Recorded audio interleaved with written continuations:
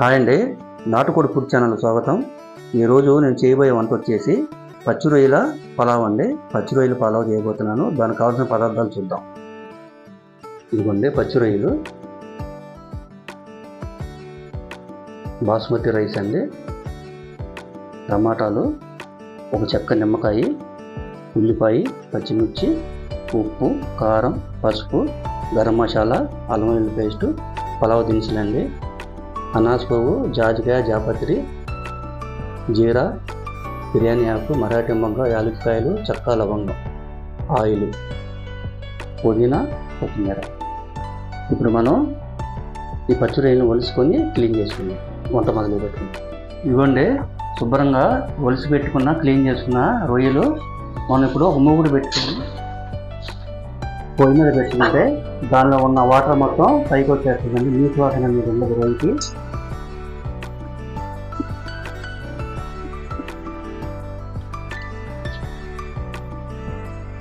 ఆ రకంగా పొయ్యి మీద పెట్టుకొని 2 నిమిషాలు ఉంచితే ఆ వాటర్ మొత్తం పైకి వస్తుందండి. నీటి వాసన అనేది ఉండదు రొయ్యకి.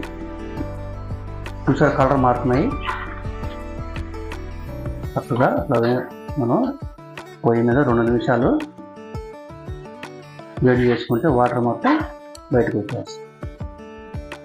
దీనికి రొయ్యకండి మధ్యలో నరం ఉంటుంది, ఒక తీగలాగా. అది చక్కగా తీసుకోవాలి. మధ్యలో ఘాటు పెట్టుకొని ఇక్కడ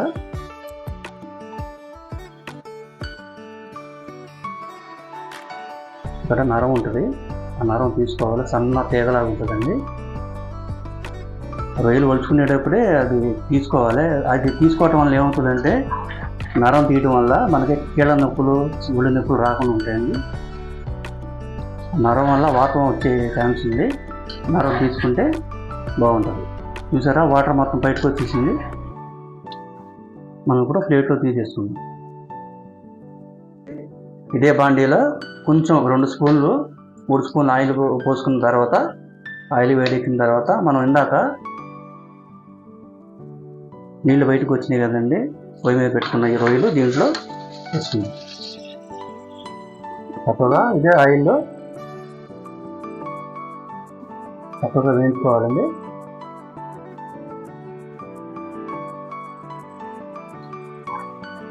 రత్న నూనెలో ఫ్రై చేసుకోవాలి లైట్గా. అప్పుడు మీకు ఏమవుతుందంటే రొయ్య అనేది గట్టి పడుతుందండి.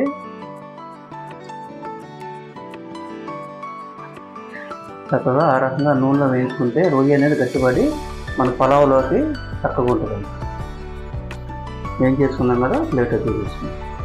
ఇవ్వండి, రొయ్యల పలావుకి ఒక గిన్నె పెట్టుకొని, మంచి వెడల్పు గిన్నె, 1 గ్లాసు బియ్యానికి 2 గరిటెలు ఆయిల్ పోసుకోవాలండి. మీరు ఎన్ని గ్లాసులు బియ్యం వేసుకుంటే అన్ని గరిటెలు, 1 గ్లాసు బియ్యానికి 2 గరిటెలు ఆయిల్ పడుతుంది.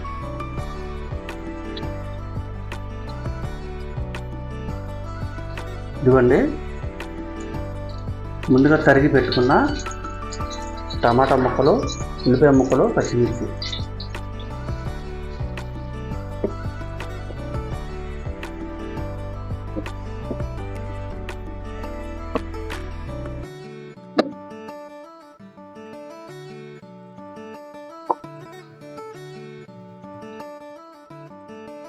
ముందుగా ఒక మాట అండి, ఈ రొయ్యల పలావ్కి ఏ కాంబినేషన్ అవసరం లేదండి. అలా ఉంటుంది ఈ పలావ్. పెరుగు చట్నీ కానీ కర్రీస్ కానీ అవసరం లేదు.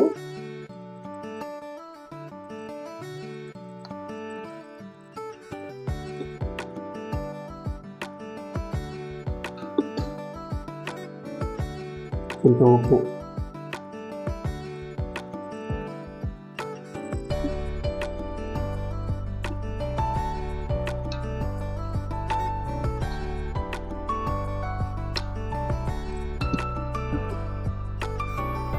కొంచెం పసుపు,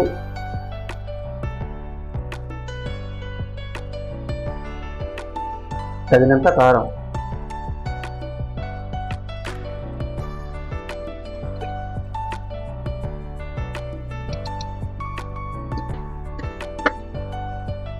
ఒక 2 స్పూన్లు అల్లం వెల్లుల్లి పేస్ట్,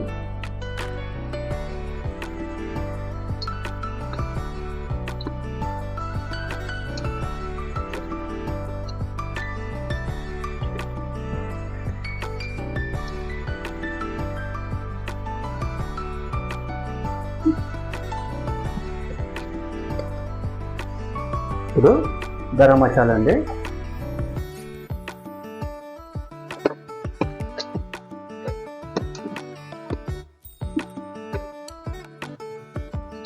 చక్కగా వేగేదాకా మధ్యదాకా మనం ఒక 5 నిమిషాలు మూత పెట్టుకుందండి. ఇదిగోండి ఉల్లిపాయలు ఎంతవరకు మగ్గిన చూస్తున్నాము, చక్క మగ్గినాయండి. ఇప్పుడు మనం పుదీనా, కొత్తిమీర ఇవి కూడా వేయించుకొని చక్కగా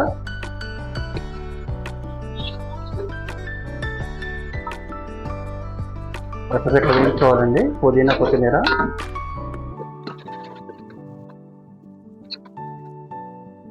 ఈ పుదీనా కొత్తిమీర శుభ్రంగా వేగిన తర్వాత మనం ముందుగా నూనెలో ఫ్రై చేసుకున్న రొయ్యల్ని ఇందులో వేసుకోవాలి.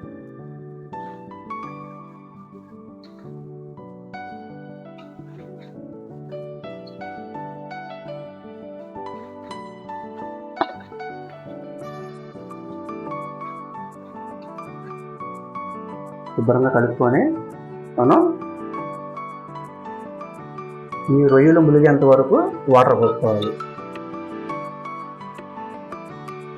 ఒక గ్లాస్ సరిపోద్దండి వాటర్, ఎక్కువ పట్టవు.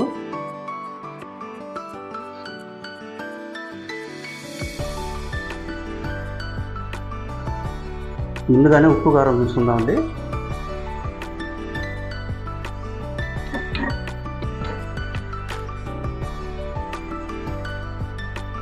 ఉప్పు కొంచెం పడుతుంది.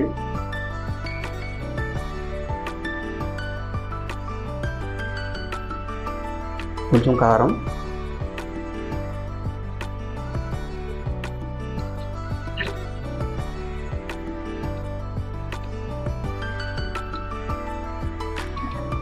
మనం ఇప్పుడు ఒక 5 నిమిషాలు రొయ్యలు ఉడికేంత వరకు మూత పెట్టండి.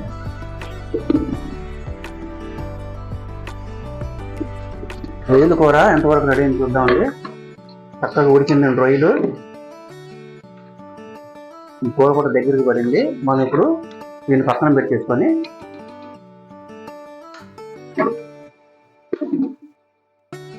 పొయ్యి మీద ఒక కుక్కర్లో 1 గ్లాసు బియ్యానికి 3 గ్లాసులు వాటర్ పోసుకోండి. అట్లా ఎన్ని గ్లాసులు బియ్యం అయితే అన్ని 3 వేసుకోవాలి, అన్ని 3 గ్లాసులు వేసుకోవాలి. 1 గ్లాసు బియ్యానికి 3 గ్లాసులు. ఈ ఎసరులో పలావ్ దినుసులండి ఇందులో వేసుకోవాలి. ఇందులో కొంచెం ఉప్పు, ఒక చెక్క నిమ్మకాయ,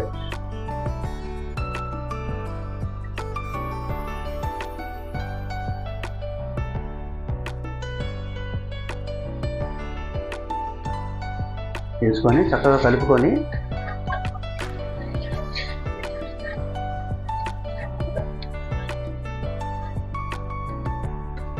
ఈ ఎసరు మరిగిన తర్వాత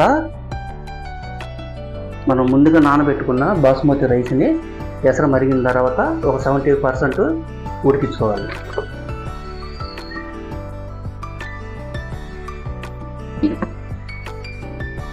ఇదిగోండి ఎసరు మరిగింది. మనం బాస్మతిని ఇందులో వేసుకుందాం.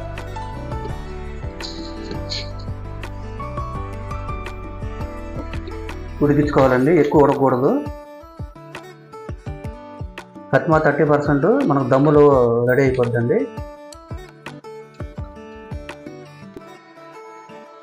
ఒక 5 నిమిషాలు మూత పెట్టుకుందాం. రైసు ఎంతవరకు ఉడికిందో చూసుకుందామండి.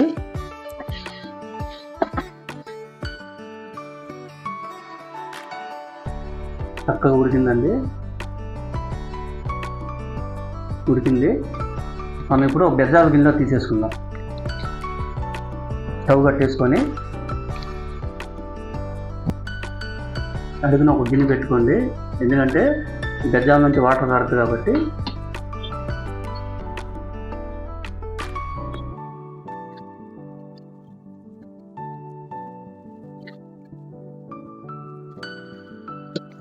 ఇప్పుడు మనం రొయ్యల కూర రెడీ అయిపోయింది కదండి. ఈ రొయ్యల కూరలో మనం ఆ బాస్మతిని వేసుకోవాలి. స్టవ్ వెలిగించుకుందాం.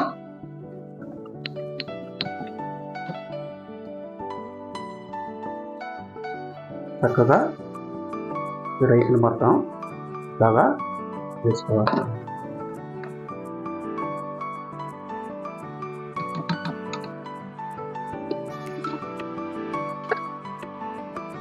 ఒక 5 నిమిషాలు దమ్మిద్దాం. దమ్ము ఎంతవరకు రెడీ అయింది చూద్దామండి. పర్ఫెక్ట్గా రెడీ అయింది. ఇప్పుడు మనం కింద నుంచి పైకి చక్కగా ఇట్లా కలుపుకోవాలండి.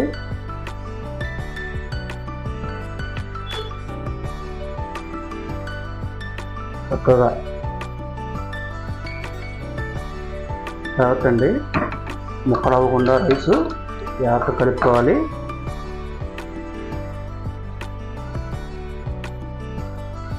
ఈ రొయ్యల కూర కలిసేటట్టు చక్కగా కింద నుంచి పైకి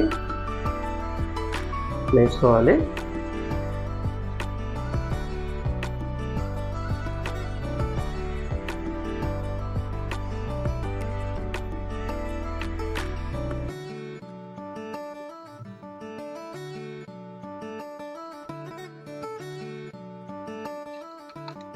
చుట్టూ ఇట్లా తిప్పుకొని చక్కగా కలిసేటట్టు కలుపుకోండి. 2 నిమిషాలు మూత పెట్టుకుందామండి. ఇదిగోండి, ఎంతో టేస్టీగా తయారైన రొయ్యల పులావ్ చూసారా? ఏమేమి వేసానో ఎట్లా చేశానో చూసారు కదా. దీనికి పెరుగు చట్నీ కుర్మాలు అవసరం లేదండి, చక్కగా ఉట్టిది తినేయచ్చు. చాలా కమ్మగా ఉంటుంది రొయ్యల పులావ్.